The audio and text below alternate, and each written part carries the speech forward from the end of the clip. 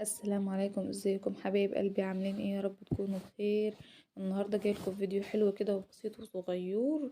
النهارده ان شاء الله هنعمل مع بعض. نعمل ايه بقى؟ لو عندنا شويه قشطه كده في التلاجة، في الفريزر محناش عارفين نعمل بهم ايه، او عايزين مثلا نحولهم لزبده ومن الزبده لسمنه وكل الحاجات دي. تعالوا نعملهم مع بعض بطريقه سهله وبسيطه.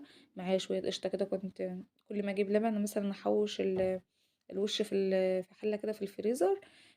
وحبيت كده ايه افصلهم واعملهم زبده بطريقه سهله وبسيطه قوي. طبعا الكلام ده ينطبق على كميات كبيره من القشطه، ما شاء الله تقدروا تعمليها بنفس الطريقه.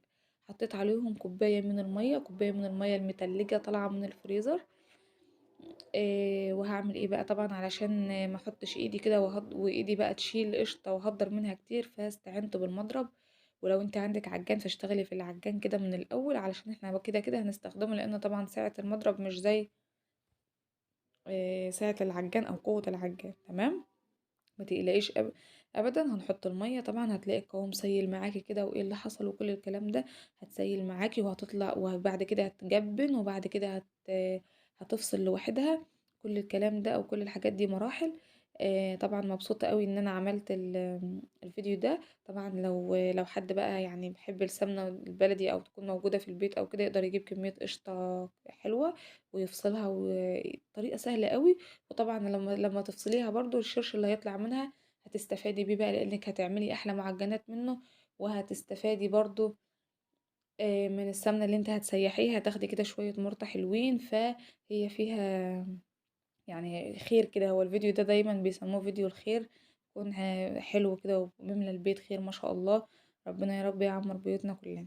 زي ما انتوا شايفين بقى ايه، هفضل اضرب طبعا كل شويه القوام بيتقل، كل شويه القوام بيتقل عادي، هو ده المطلوب اثباته. هنفضل بقى نعمل ايه؟ نضرب بقى بالمضرب. وانا حسيت ان المضرب كده هبط معايا وسخن، قلت له لا بقى، انا سيبك على جنب بدل ما يحصل لك حاجه. والدنيا غاليه اليومين دول، والواحد مش هيعرف يجيب حاجه تاني. وقلت اما اشغل العجان احسن واوفر على نفسي جهد. ولكن انت يا ست الكل طبعا، لو ربنا بقى ايه اعطيكي صبر كده، تقدري تاخدي شويه القشطه دول بقى وتقعدي كده تعمليهم بايدك.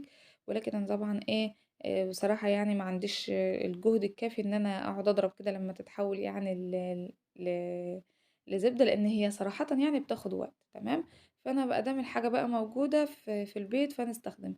ولكن لو مش موجوده طبعا، ستاتنا بقى وكل الكلام، الناس الحلوين بتوع زمان دول طبعا ما كانش عندهم عجان ولا حاجه، وكانوا بيطلعوا احلى زبده. عملت برضو استخدمت العجان زي ما قلت لكم. بعد ما استخدمت العجان هم 4 دقايق بالظبط، والزبده اجت على جنب، وشويه الميه اللي نزلوا جوا على جنب. يعني يا ريتني كنت استخدمت العجان اصلا من الاول. الزبده بقى طلعت معايا ما شاء الله شويه حلوين، يعني دول وش مثلا نقول 10 كيلو من اللبن بالتقريب. يعني طلعوا معايا كده البرطمان السمنه الصغير اللي انتوا شفتوه ده. هي دي بقى السمنه اللي انا عملت منها الفيديو الهريسه، يعني لو شفتوه. يعني بصراحه ريحه السمنه يعني تحفه ما شاء الله. بجد السمنه البلدي في الشرق يا جماعه ليها وضع تاني طبعا. عملت ايه بقى؟ كورت قالب الزبده الحلو كده. طبعا انت لو عندك كميه وعملت الزبده ما شاء الله كده، تقدري تحطيها في اكياس تلاجة وتعينيها في الفريزر.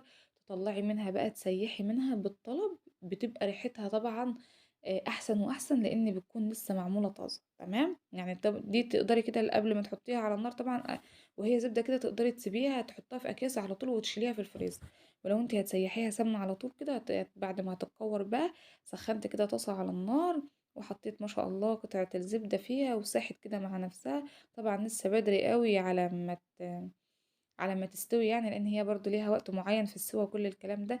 لما احس ان السمنة بتاعتي كده اصفرت قوي وقلت وفي مرتة تحت كده وكل الحاجات دي طبعا، وريحتها طبعا بتكون حاجة تانية. سهلة جدا وبسيطة. عملت ايه بقى؟ صفيتها وحطيتها في برطمان، والشرش اللي طلع من القشطة ده اوعوا ترموه يا جماعة. تعملوا شوية قرص فلاحي بكده، يعني الطعم حكاية. يا رب بقى يكون الفيديو عجبكم، ما تنسوش تعملوا لايك واشتراك للقناة. والسلام عليكم.